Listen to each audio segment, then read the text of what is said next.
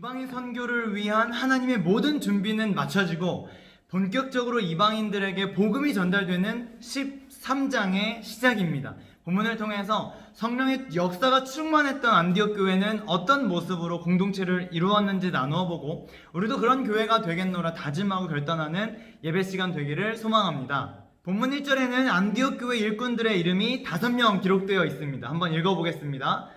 안디옥 교회에 예언자들과 교사들이 있었는데 그들은 바나바와 니게르라고 하는 시므온과 구레네 사람 루기오와 분봉왕 헤롯과 더불어 어릴 때부터 함께 자란 마나엔과 사울이다.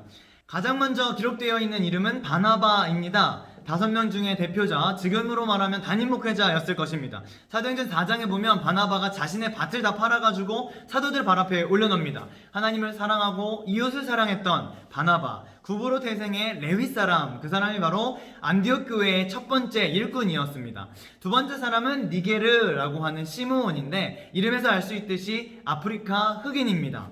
예수님이 신문당하시고 채찍에 맞고 마지막 단계인 십자가를 지기 위해 골고다 언덕을 걸어가시죠. 걸어가시는데 몸에서 피는 줄줄 흐르고 힘이 하나도 없으니까 군인들이 주변을 둘러봅니다. 그러다가 한 사람을 억지로 잡아가지고 예수님과 함께 십자가를 끌게 했는데요. 그 사람이 바로 구레네 시몬. 흑인이었을 가능성이 아주 높고 자기와 함께 십자가를 지고 죽었던 예수가 부활하는 사건을 목격하면서 예수님을 인격적으로 만나게 되고 결국 이방인 최초의 교회 안디옥에서 섬기고 있을 것이라는 추측이 있습니다. 안디옥 교회의 5명의 일꾼 중에서 세 번째 사람은 루기오, 그에 대한 기록이 없습니다.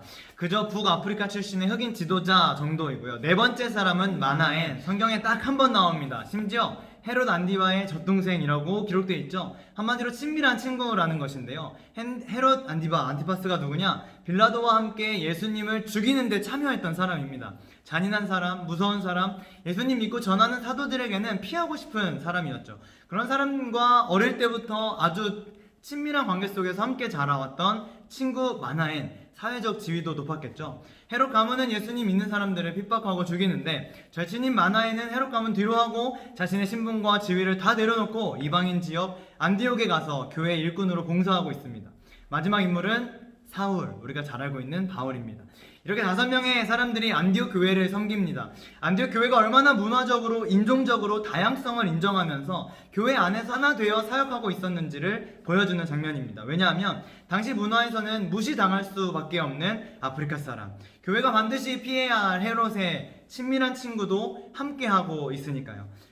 우리는 여기서 성령의 역사가 충만한 교회가 가지는 특징을 한 가지 살펴볼 수 있습니다. 그것은 바로 하나됨입니다. 전혀 다른 사람들이 하나 되어서 한 교회를 섬깁니다.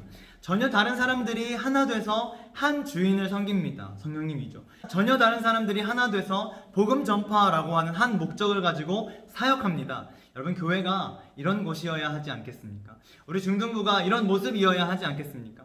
중등부 안에서 학년별로 이제 그만 싸워야 됩니다. 언니가 언니답지 못하다고, 오빠가 오빠답지 못하다고, 동생이 까분다고 말하는 모습 우리 안에서 사라져야 합니다. 학교별로 나누어서 싸우고, 성별로 나누어서 싸우고, 지역끼리 싸우고, 욕하고, 뒷담화하고, 이간질하고, 이런 모습들은 성령의 충만한 역사가 넘치는 교회에서는 찾아볼 수 없는 일임을 우리가 오늘 본문에서 분명하게 알고 우리도 하나 되기에 계속해서 힘써 나갔으면 좋겠습니다.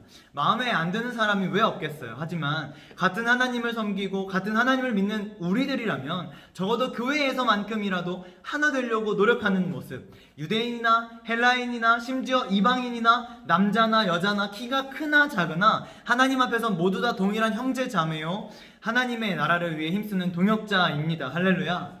서로 섬기고 사랑하고 이해하는 모습을 통해서 우리는 성령의 충만한 역사가 넘쳐나는 교회의 모습을 보게 될 것입니다. 점점 하나 되어지고 서로 이해하는 모습들이 많아지는 우리 중등부 공동체가 되기를 간절히 소망합니다. 성령의 역사가 충만한 교회의 첫 번째 특징이 하나됨이었다면 두 번째 특징은 순종한다는 것입니다. 2절과 3절 한번 읽어볼게요. 그들이 주님께 예배하며 금식하고 있을 때에 성령이 그들에게 말씀하셨다. 너희는 나를 위해서 바나바와 사울을 따로 세워라. 내가 그들에게 맡기려 하는 일이 있다. 그래서 그들은 금식하고 기도한 뒤에 두 사람에게 안수를 하여 떠나보냈다.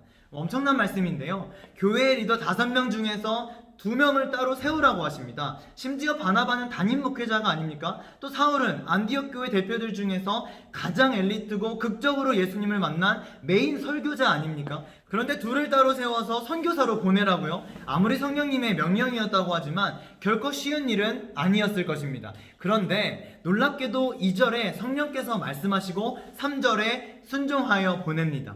2절과 3절 사이에 얼마만큼의 시간이 소요되었는지는 모르겠습니다. 하지만 분명한 것은 바울과 바나바를 선교사로 파송하라는 성령의 명령에 그들은 모여서 회의를 하거나 반항을 하거나 하나님과 협상하지 않았다라고 하는 것입니다. 한 가지 놀라운 사실이 더 있습니다. 우리가 말씀을 읽었지만 어디로 가라는지 구체적인 지시가 없습니다. 그냥 가라고 합니다. 2명을 따로 불렀고 세웠으니까 너희들은 가라. 근데 어디로요? 누구를 만나야 되는데요? 말씀 속에 이런 지시가 전혀 없습니다.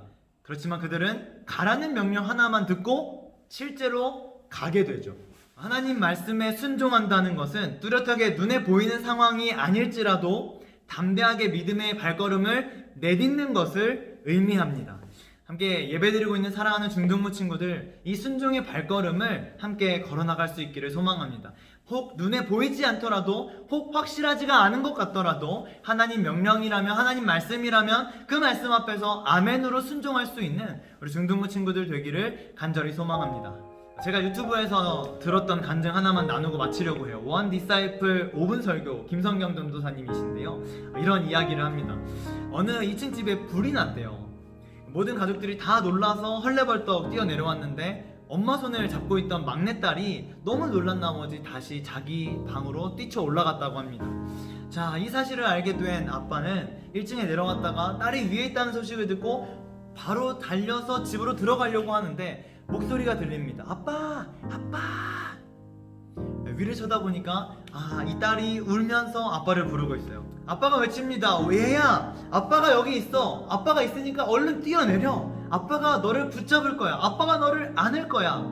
2층이었기 때문에 충분히 아빠가 받을 수 있는 높이였습니다. 그런데 딸이 말합니다. 아빠!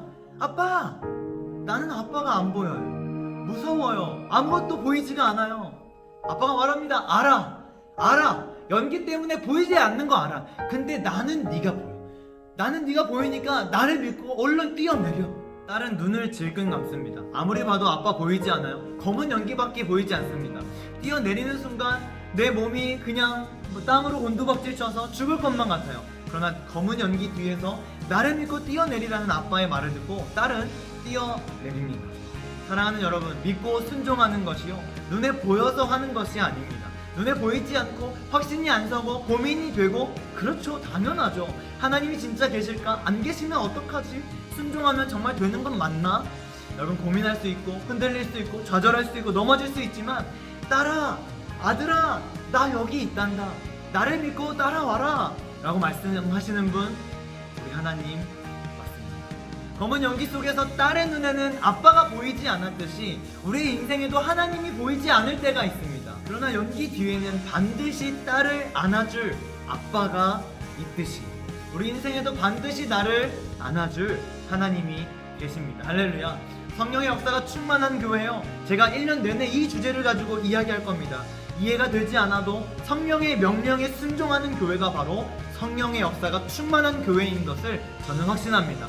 우리 그런 공동체를 함께 이뤄갑시다. 첫 번째, 하나 되는 교회. 상황이나 환경이나 주변 어떤 것들이 다 다를지라도 하나 될 수 있는 우리 교회, 우리 중등부.